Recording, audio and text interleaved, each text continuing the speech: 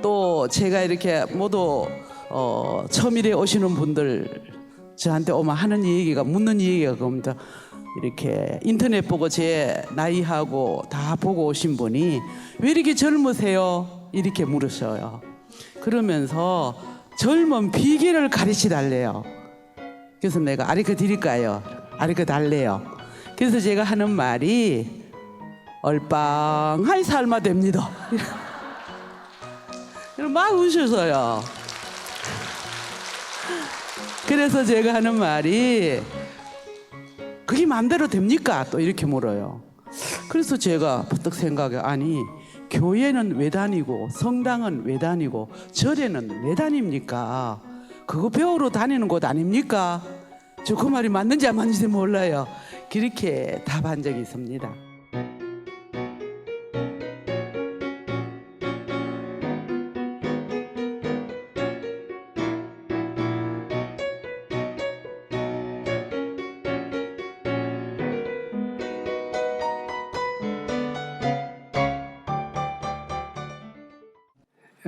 참 전국 방방곡곡에서 바쁘신 시간 지키시고 먼 이곳까지 오신 여러분들께 깊이 감사드립니다. 이 참가하신 인연공덕으로 또 법문 들으신 인연공덕으로 댁내 모든 재앙 소멸하고 소원을 잘 이루셔서 부처님 전에 복 많이 지으시기를 바라드립니다. 네.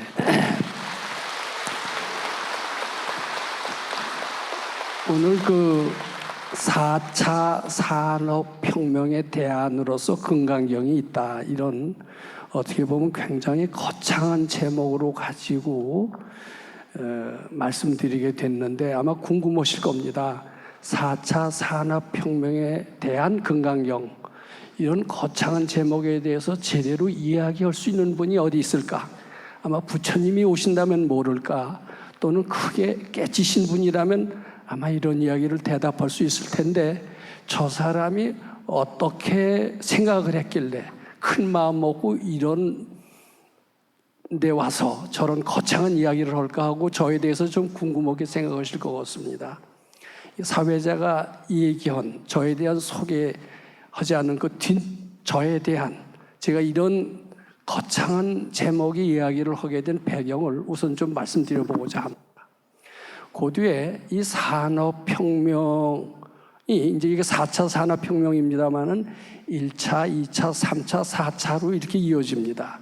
4차 산업혁명으로 이제 과학기술이 발전함에 따라서 이렇게 산업혁명도 발전을 하는데, 발전하면서 이 고통이라는 것은 과거나 지금이나 똑같습니다. 빈곤하고 열등감이 있고 남한테 피지배 받는 거 다 고통이지요. 그런데 이 고통이 이런 산업혁명 시대, 특히 4차 산업혁명 시대에는 상당히 심각한 양상으로 변화합니다. 세계 각국은 이 특히 4차 산업혁명 시대에 어려워지는 삶에 어떻게 대처할까? 상당히 머리를 쓰고 능동적으로 대처해서 세계 각국은 이 4차 산업혁명 시대에 어떻게 대처하고 있나, 그런 이야기를 또 말씀드려보고자 합니다.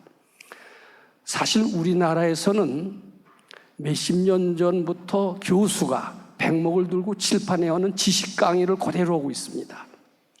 더군다나 우리나라가 선진국이 되기 위한 인재 양성 교육, 그리고 더더군다나 4차 산업혁명 시대를 대처하는 능동적인 교육에 대해서는 거의 전무하다고 얘기할 수가 있습니다. 다행히 이 불교계의 큰 선각자가 나타났습니다. 그 선각자의 가르침을 제가 받은 경험이 있습니다. 그 선각자의 가르침대로 실천해본 경험이 있습니다. 실천해본 결과 그 교육은 바로 요새 현대인들, 우리 학교에서 가르치는 그런 교육과는 다른 지혜 교육임을 알게 됐고, 이 지혜 교육은 세계 각국에서 4차 산업혁명 시대에 대처하기 위해서 발버둥 치면서 만든 그러한 특수한 학교, 영재학교의 커리큘럼과 아주 비슷하다라고 생각을 하게 됐습니다. 우리나라에서 잘만 하면 4차 산업혁명 시대에 걸맞는 훌륭한 일꾼을 만들어낼 수 있다, 이런 이야기를 가지고 오늘 이를 전개해 나가도록 그렇게 하겠습니다. 에 대한 소개 말씀부터 우선 좀 드리도록 하겠습니다. 제가 불교를 만난 것은 제가 대학 1학년인 1961년입니다. 이게 대학 1학년 때입니다. 저는 관심을 가져왔었습니다. 기독교 얘기는 귀에 젖도록 많이 들었습니다. 이제 기독교는 그만두고 어머니가 절에 다니셨으니 한번 불교를 알아보자. 대학 1학년 때 저는 종로 3가에 있는 대각사에 가서 행회가 있다라고 하는 대각사에 가서 불교를 처음으로 접하게 됐습니다. 불교를 처음으로 접해서 저는 깜짝 놀랐습니다. 부처님의 가르침에 이렇게 위대한 철학이 있고 그 합리성이 있고 그리고 과학적일까? 깜짝 놀랐습니다. 막연하게 미신으로 알았던 불교에 대한 인식이 싹 바뀌기 시작했습니다. 저는 깊숙이 불교에 빠져들면서 금강경 해설서를 비롯한 각종 불교 서적을 탐독하기 시작을 했습니다. 그리고 스님들의 법문을 찾아 듣고 대불교 석학인 학자들의 이야기를 틈나는 대로 부지런히 듣기 시작을 했습니다. 저는 불교에 대한 자긍심을 가지고 불교가 위대하다라고 믿으면서 클래스메이트들과 함께 아주 불교가 대단하다라고 늘 열을 올리면서 토론했던 기억이 있습니다. 저는 누구보다도 독실한 불교 신자하고 또 계율을 잘 지키는 모범생이고 주위에서들도 저희는 가장 빨리 도통할 것이다 이렇게 칭찬을 지극지 않게 받아왔었습니다. 그러다가 저에게 깜짝 놀랄 만한 일이 생겼습니다. 바로 저희가 대학교 4학년 때인 1964년인데요. 저희가 ROTC 훈련이라고 요새도 있더라고요. 그때 초창기였습니다. 저희가 3기생인데 여름방학 때 병영 훈련을 나갔었습니다. 근데 병영 훈련을 하는데 그때 무슨 조사를 하냐면 종교 통계 조사를 해요. 종교 조사인데 가나다 순으로 합니다. 가톨릭 신자는 처음부터 하나 해라, 그 뒤에 둘 해라 이런 식으로 해가면서 종교 인구를 조사한다는 겁니다. 근데 우리 중대가 한 120, 30명 됐는데 가톨릭 신자가 한 20, 30명 됐던 것 같습니다. 그 다음에 이제 순서로 기독교입니다. 기독교 할 때 기독교도 하나, 그러니까 저기서 둘, 셋 이렇게 하면서 그것도 한 20, 30명 됐던 것 같습니다. 그다음에 불교 신자 얘기해봐 이렇게 중대장이 얘기를 합니다. 그 얘기를 할 때 한참 동안 침묵이 흘렀습니다. 왜 불교 신자라고 이렇게 내세우는 사람이 드물까? 내가 불교에 대해서 얼마나 자긍심을 가지고 부처님의 가르침이 위대하다고 이렇게 스스로 생각했고 주위에다 역사를 하고 댕겼는데 왜 나는 선뜻 하나 하고 하지 못할까? 저는 저 자신의 이중성에 대해서 깜짝 놀랐습니다. 드디어 한 1분이나 흘렀을까? 1분은 상당히 긴 시간입니다. 제가 처음으로 하나 했습니다. 그랬더니 한참 있다가 둘 하더라고요. 그러더니 결국 그것도 한 20여 명이 됐던 기억이 납니다. 저는 그 사건이 있는 대로 깊게 반성을 했습니다. 내가 불교가 대단하고 과학적이고 합리적이고 철학적이고 위대하다라고 아무리 그랬어도 그것은 피부로 느낀 것이 아니다. 내가 정말 불교가 위대하다라고 실감을 하는 것이 아니다. 내가 정말 불교가 위대하다라고 실감을 하고 자긍심이 있었다라면은 불교 신자 손들어봐 했을 때 대뜸 하나 했을 것이다. 왜 한참 뜸 들이면서 왜 이렇게 자신 없이 했을까? 나는 불교 신자라고 입으로만 큰 소리를 치면서 속으로는 아지 못하게 불교에 대해서 열등감을 느끼고 있었던 거고 자신 있게 얘기할 수 없는 그 무엇이 있었던 것을 분명히 알게 됐습니다. 저는 그제 겉마음과 속마음이 이렇게 다른 것인가 하는 것을 그때 처음으로 느꼈던 기억이 있습니다. 그렇다고 제가 불교에 대한 열의가 식었던 건 아닙니다. 저는 계속해서 열심히 기율을 잘 지키고 정직하게 살려고 그랬고 성실하게 살려고 그랬고 틈나는 대로 관세음보살을 자꾸 했던 겁니다. 저는 본격적으로 제가 속속들이 부처님을 존경하고 불교에 대한 자긍심이 갖는 길이 무엇일까 이것을 늘 탐구하다가 대학을 졸업하고 군대에 갔다 왔던 그 해입니다. 1967년에 훌륭하신 스승을 만났습니다. 스승을 만나서 출가할 기회를 가졌습니다. 그분을 만난 것은 1966년입니다. 군대 갔다 와서 제대한 게 67년이면 1년 전부터 꾸준히 다니다가 제대하고 취직을 할까 이 공부를 할까 갈등을 했습니다. 왜냐하면 대뜸 다 취직을 그때 굉장히 어려운 생활이었고 저희 집도 무척 어려웠기 때문에 대뜸 졸업하면은 취직부터 할 생각을 하는 게 너무나 당연하고 또 불교 공부를 한더라도 취직하고 주말에 가서 공부하면 되지 전일 출가라는 것은 상상할 수도 없었습니다. 근데 가만히 보니까 주말에만 가서 공부하는 것 갖고서는 불교를 철저히 알 수가 없을 것 같아요. 이왕이면 풀타임으로 전일 출가해서 스님들과 똑같은 생활을 한번 해보면 어떨까 이런 생각을 하게 됐습니다. 저는 굉장히 갈등을 하다가 드디어 전일 출가를 하게 됐습니다. 전일 출가를 해서 처음엔 한 100일만 하다가 나올 생각을 했습니다. 근데 100일 한 200일 하다 보니까 200일 갖고는 안 될 것 같아요. 그래서 이어진 것이 몇 년이 됐냐면 4년이 됐습니다. 4년간을 저는 그 훌륭하다는 선생님 밑에서 본격적으로 불교를 했는데 금강경 공부를 실천 수행했다. 이렇게 말씀드릴 수가 있습니다. 자, 그 얘기를 말씀드리는 것은 오늘 강의 제목과 매우 유사하기 때문에 제가 상당히 시간을 할애해 가면서 제가 그 훌륭한 선생님 밑에서 불교를 실감한 이야기를 꼭 말씀드려야 될 것 같습니다. 거기는 보통 절간처럼 참선하는 도량이 아니었습니다. 화두를 들고 앉은 그런 정갈한 아주 고요하고 물 맑고 새소리 들리고 이런 아름다운 절간이 아니었습니다. 수도장이라고 하지만은 젖소 짜는 목장이었습니다. 지저분하게 짝이 없었습니다. 거기서 수도를 하라는 겁니다. 화두를 잡는 수도가 아닙니다.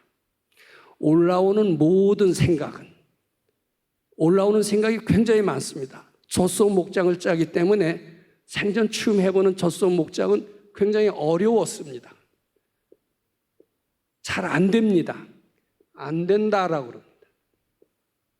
그리고 굉장히 싫어요. 싫다. 싫다 속엔 더럽다가 들어있습니다. 금강경이 뭐라고 그랬는 줄 아냐? 우리 스승께서는 이렇게 얘기합니다. 금강경 3분을 얘기하십니다. 제가 그 한자를 여기서 쓰지 않겠습니다. 금강경 3분을 얘기하시면서 올라오는 모든 생각을 번뇌망상입니다. 이것을 부처님 하는 마음으로 바꿔라. 이렇게 써 있느니라. 부처님 마음으로 바꾸는 방법은 올라오는 생각을 그것이 착각인 줄 알고 부처님께 바쳐라. 이렇게 설명을 하셨습니다. 거기에서는 신문 못 보게 합니다.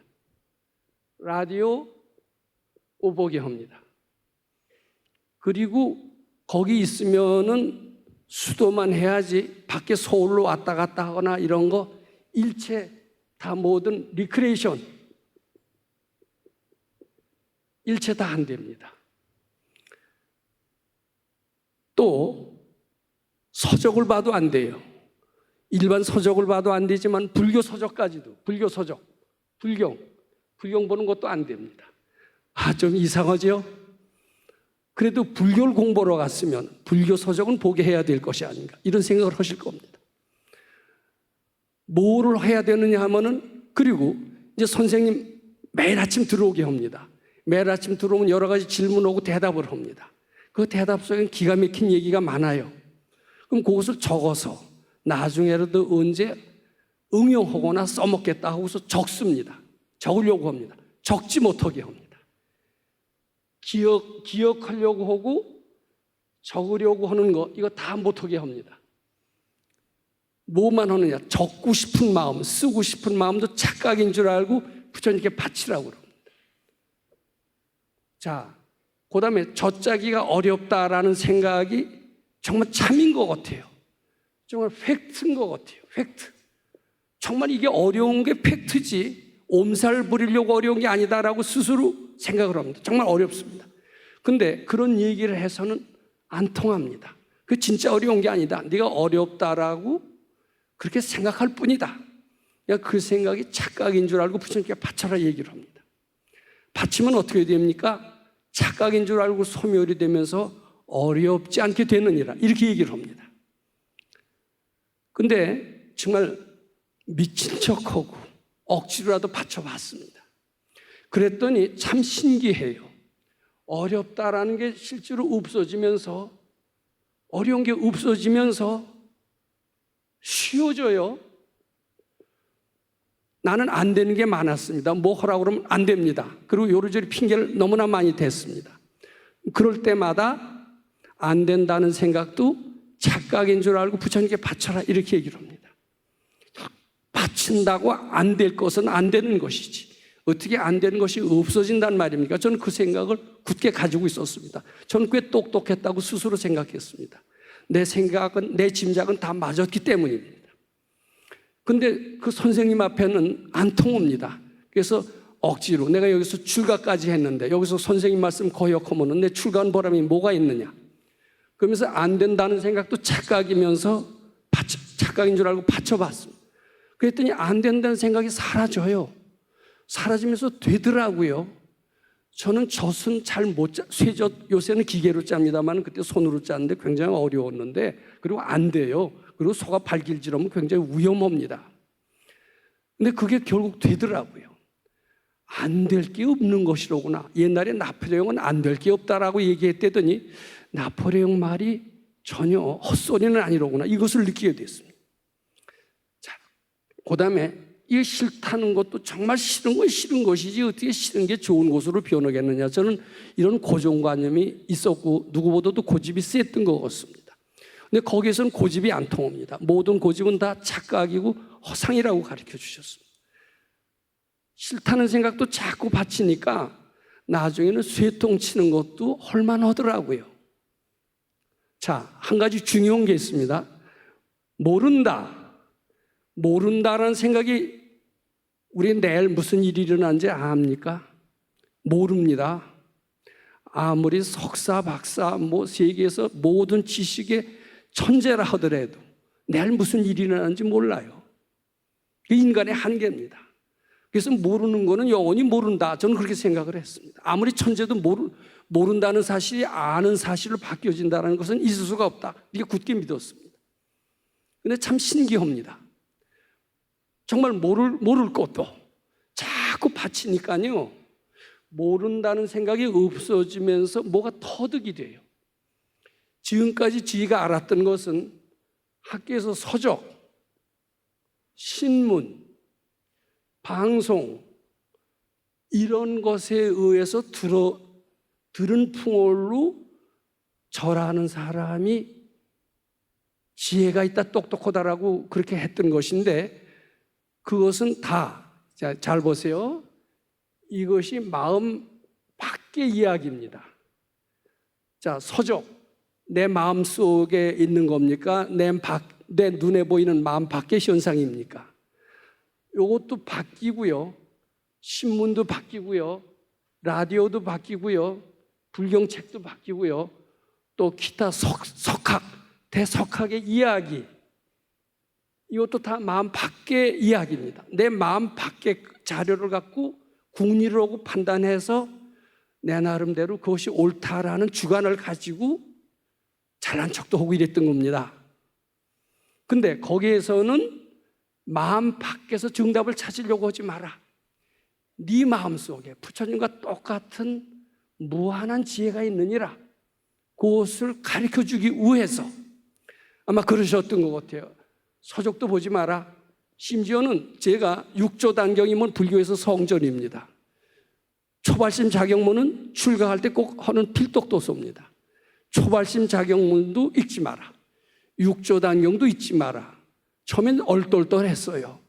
근데 이제 알고 봤더니 마음 밖에서 찾아 헤맸던 나의 사고방식을 완전히 깨트려주고, 그럼 마음 밖에서 안 찾으면 나는 어떻게 난제를 해결할 것이냐, 이런 질문에 대해서 네 마음속에 난제를 해결할 수 있는 무궁무진한 지혜가 있다. 이것을 일깨워 주시기 위해서 마음 밖에서 찾지 못하게 하셨던 것을 안 것은 그 뒤에 한참 만의 일이었습니다. 아마 이렇게 가르쳐 주신 분은 아마 과거에도 드물었고 앞으로도 드물 것으로 생각합니다. 그때 저는 왜 내가 대학 1학년 때 불교에 심취해서 불교가 과학적이고 합리적이고 철학적이고 위대하다라고 느끼고 이랬음에도 불구하고 불교 신자 손들어라고 그랬을 때 왜 쭈삣쭈삣했을까? 그 이유가 알아졌습니다. 제가 불교가 대단하다, 합리적이다, 위대하다라고 알았던 그 결론은 어디서 얻은 결론이냐면 마음 밖의 자료에서 찾아서 얻은 결론이기 때문입니다.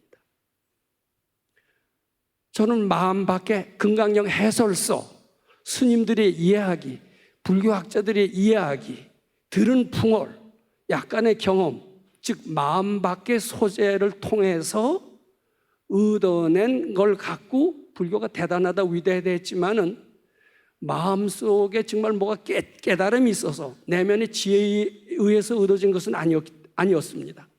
그렇기 때문에 결정적인 순간에 가서 불교 신자 손들어라 그러면 손 못 드는 그런 이중성을 발휘했다라는 것을 확실히 알게 됐습니다. 저는 확실히 깨달았습니다. 참 지혜는 마음 밖의 자료에서 찾는 것이 아니다. 그리고 참 지혜 교육이라면은 마음 속에서 찾는 것을 해야 되겠다라는 것을 그때 처음으로 알게 됐습니다. 이것이 오늘 말씀드릴 수 있는 4차 산업혁명 시대에 대한 금강경을 제가 말씀드릴 수 있는 그런 배경이다, 이렇게 말씀드리고자 합니다. 자, 그 얘기는 뒤에 가서 또다시 이어집니다. 그 뒤에 이제 산업혁명에 관한 이야기를 하고자 합니다. 아마 부처님께서 2500년 전에 탄생하셨다고 그러죠. 그때는 뭐 약간 공업이라는 것도 있었지만 대부분 농경시대, 농사 짓는 사람들이 대부분이었습니다. 아마 농민의 인구가 95%를 넘었을 겁니다. 본격적으로 상공인의 인구가 늘기 시작했던 것을 산업시대 또는 산업혁명시대라고 얘기를 하는데, 그것은 이제 막 1760년인가 영국에서 제임스 와트가 전기기관을 발명하고, 즉 기계라는 것이 처음으로 등장을 했습니다. 그 뒤로 제조업이 생기고 상업이 생기면서 세상이 변하기 시작을 했습니다. 그래서 요것을 1차 산업혁명이라고 그러는데, 말하자면 기계혁명이나 다름없습니다. 기계라는 것이 처음으로 생겼습니다. 그 다음에 2차 산업혁명은 요거보다 한 100년까지 이후의 이야기입니다만은 전기혁명이라고도 얘기를 합니다. 전기로 인한, 전기를 중심으로 하는 과학기술이 무척 발달함으로써 직업도 많이 생기고 일자리도 많이 생기고 생활도 굉장히 편리해졌습니다. 그 다음에 3차 산업혁명이라는 것은 무엇을 얘기하느냐 하면은 인터넷 혁명이라고 얘기를 합니다. 인터넷 혁명 또는 정보통신 혁명, 이렇게 얘기를 합니다. 3차 산업혁명이 생기면서 더 삶은 넉넉해졌습니다. 풍족해졌습니다. 일자리가 많고 직업이 많아졌습니다. 그런데 이런 농경시대에서 산업시대로 가면서 아주 골치 아픈 일들도 점점 많이 생깁니다. 즉 자본주의가 등장하고 공산주의가 등장하게 됐습니다.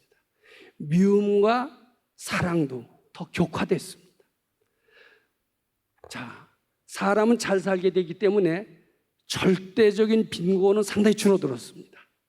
그런데 남과 비교해서 나는 못 산다 하는 상대적인 빈곤은 더더욱 커졌습니다. 그러면서 고통이 비록 먹고 살 것만 해결되면 뭐래요? 상대적인 빈곤감이, 상대적인 괴로움이 더 크다라면은 그건 행복해진 게 아닙니다. 점점 더 불행해졌다라고 얘기할 수 있습니다.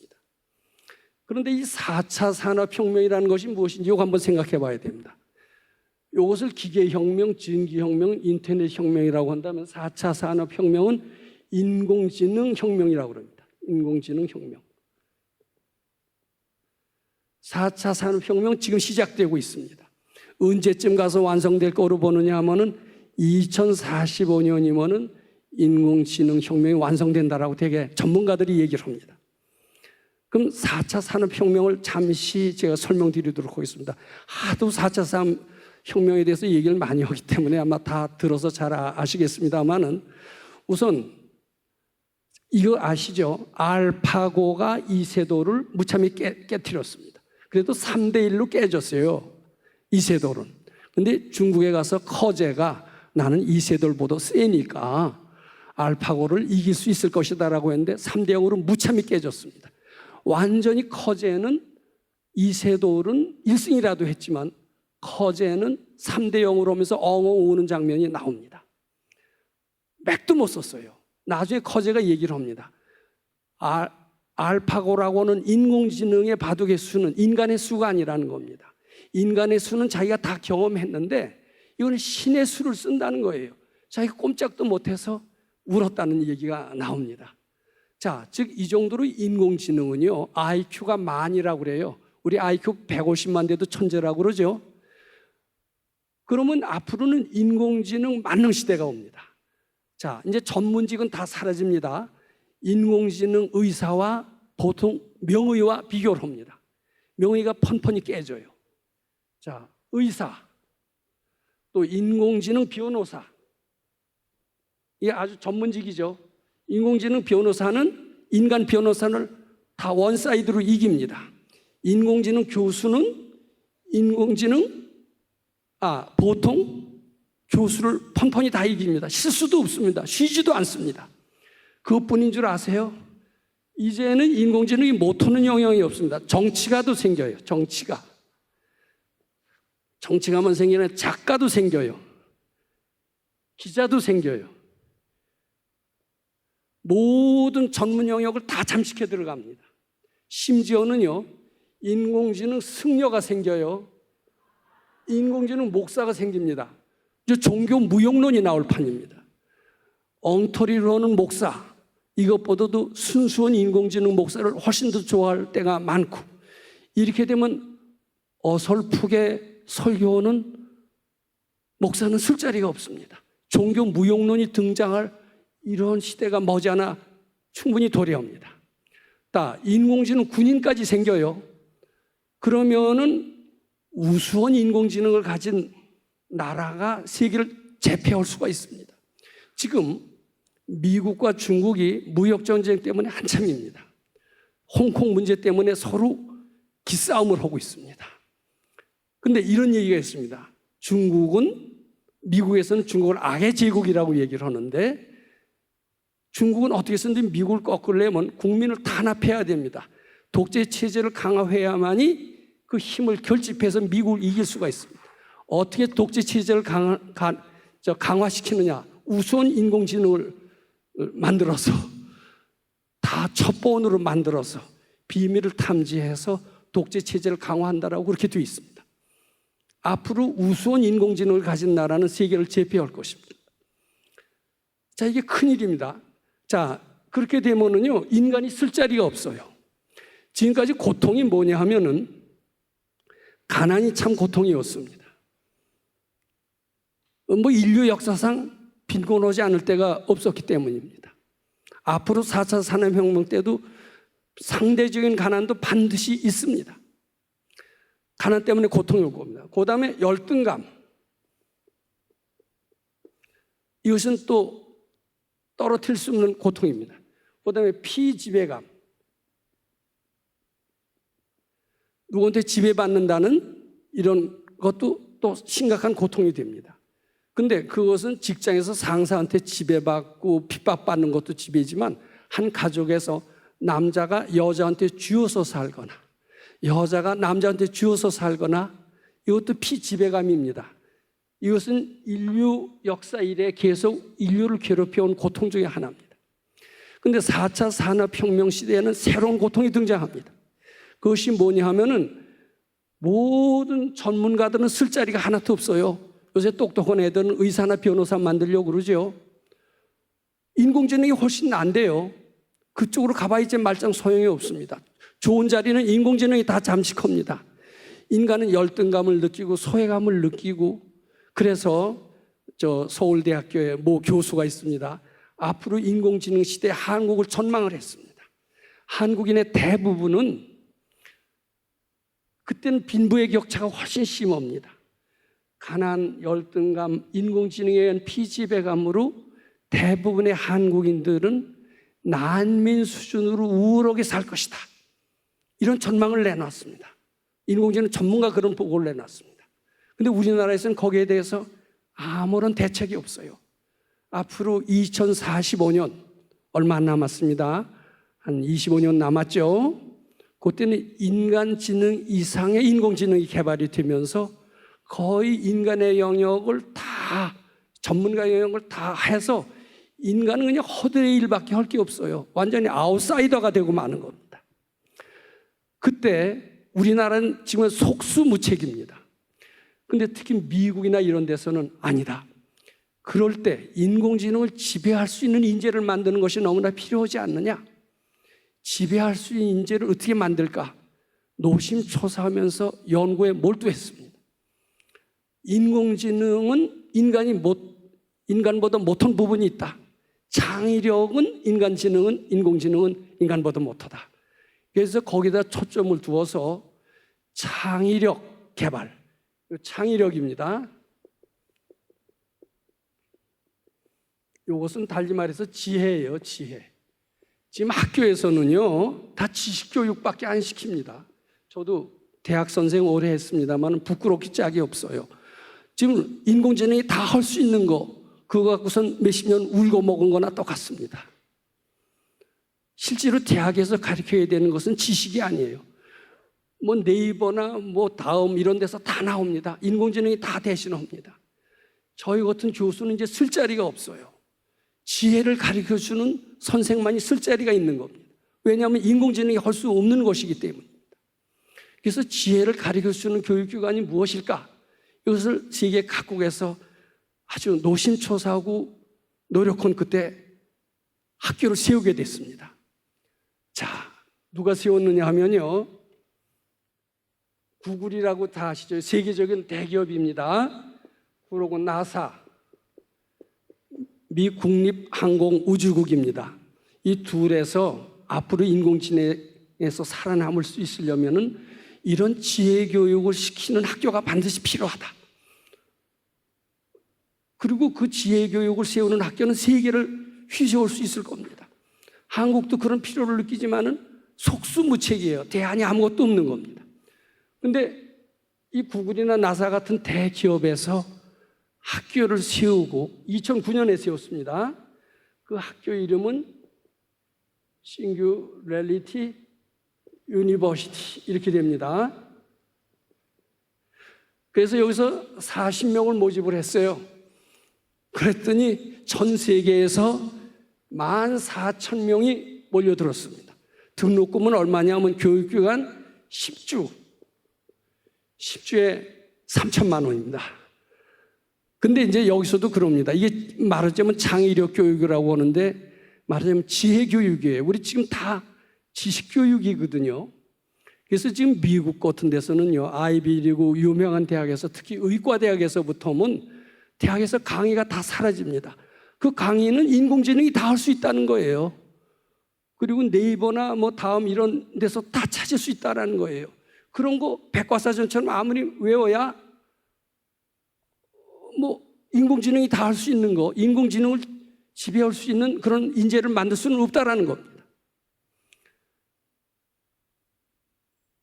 자, 그래서 여기서는 지혜 교육을 위한 대학, 이것이 말하자면 싱귤레리티 유니버시티입니다. 그래서 40명 모집에 14,000명이 모였고 등록금은 10주인데 3천만 원이 들어요. 그래서 여기 커리큘럼이 어떤가 하고 잠시 살펴봤어요. 그랬더니 아직은 한참 뒤지지만은 제가 그 전에 큰 도인을 모시고 어때요? 신문 보지 마라, 라디오 보지 마라, 책 보지 마라, 그리고 다른 사람 얘기 듣고 섣불리 판단 내지 마라. 오로지 그리고 우리 선생님 말씀도 받아 적어서 써먹으려고 하지 마라. 네 속에 있는 무한한 지혜를 개발해라. 겉에 나타나는 것을 따라나면 안 된다. 네 마음속에서 찾아라. 그때 배운 기억이 바로 오늘 최첨단 싱귤레리티 유니버시티에서 가르치는 그 커리큘럼, 그것이 정확히 나와 있지는 않습니다만 그건 아주 유사하더라고요. 저는 드디어 한국에서, 지금 한국에서는 속수무책입니다. 특히 4차 산업혁명 시대에 우리가 거기에 대처할 수 있는 인재를 어떻게 키우느냐, 지혜로운 인간 교육을 어떻게 키우느냐, 속수무책입니다. 저는 다행히 경험을 했습니다. 경험을 했고 이미 오래전부터 그분의 가르침을 따라서 주말 출가를 많이 해봅니다. 여기 주말 출가하신 분들이 꽤 있을 겁니다. 주말 출가를 하면서 놀라운 변화 체험을 할 겁니다. 무에서 유를 창조한 것, 그리고 전혀 있을 수 없는 기적적인 일들이 일어난 것들을 많이 체험하셨을 겁니다. 그것은 마음 밖에서 데이터를 찾아서 그걸 활용해서 하는 그런 교육과는 전혀 틀립니다. 마음 밖에서 찾지 말고 내 마음속, 마음 밖에서 찾으라는 마음을 착각인 줄 알고 부처님께 바치면서 내 마음속에 있는 무한한 지혜를 개발해서 대처한다면 여한 역경도 다 극복할 수 있는 지혜가 내 마음속에 있다, 이렇게 되는 겁니다.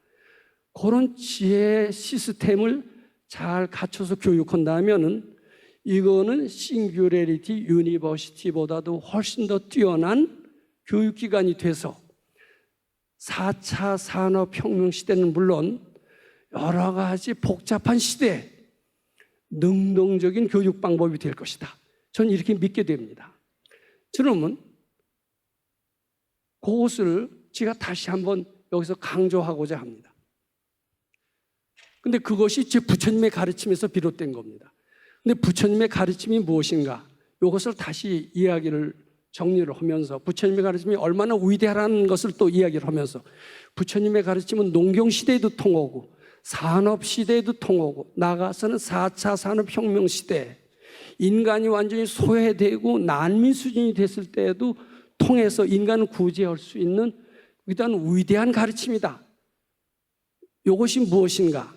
이것이 실제로 불교를 한다는 사람은 많지만은 이것을 난제를 어떻게 해결할 것인 것을 체계 있게 설명해 주는 분은 아주 드물다라고 생각을 합니다. 모든 난제를 지혜롭게 대처하는 방법, 우리 스승께서 얘기를 해 주셨습니다. 부처님이 태어나실 때 어떻게 하셨습니까? 사방으로 7발자국씩을 거시면서 천상천하 유아독존 얘기하셨습니다.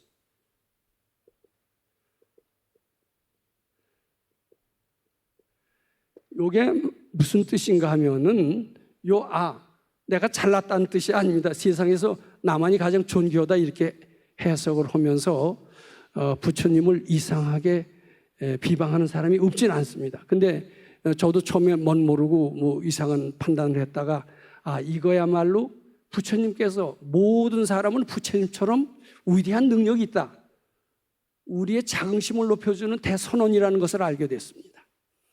그래서 그 후학인 우리 선생님께서는 이렇게 얘기하십니다. 인간은 시시각각으로 소원을 성취하는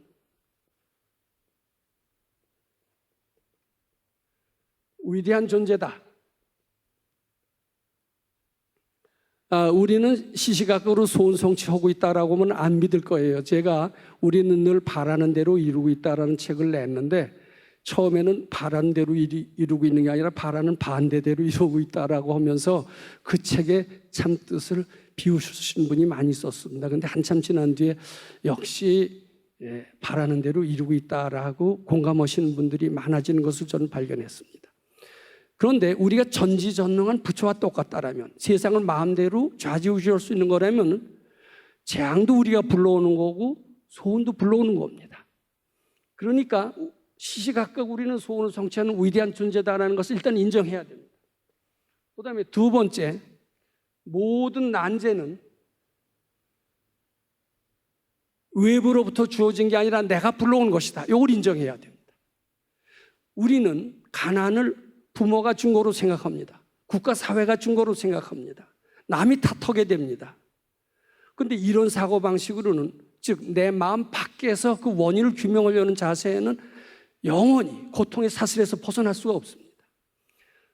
다 내가 위대한 존재로 알고 모든 난관도 다 내가 불러온 존재로 그렇게 인식을 할 때 그 해법도 내 마음에서 찾을 수가 있게 되는 겁니다. 그래서 모든 난제는 내가 불러왔다.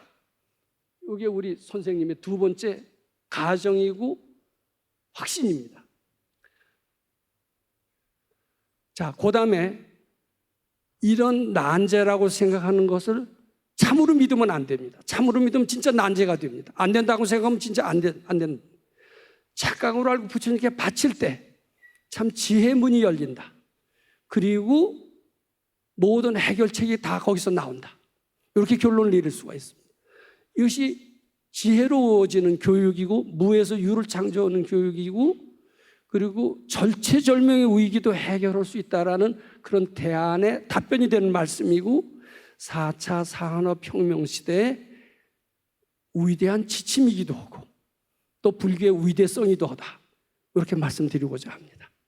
오늘 좀 더 자세한 얘기는 미루고 4차 산업혁명 시대의 대안은 지금 그것을 찾기 위해서 세계 각국은 몸부림치고 강의를 다 전폐하면서 지혜교육을 찾으려고 하고 싱귤레리티 유니버시티까지도 만든다. 우리나라에서는 부처님의 가르침, 특히 금강경의 실천 수행을 통해서 4차 산업혁명 시대에 대처하는 위대한 학교를 만들 뿐만 아니라 모든 고난에서 벗어나서 영원한 세계로 가는 그러한 교육을 할 수 있다. 저는 이렇게 말씀드리면서 오늘 제목의 답변으로 가름하고자 합니다.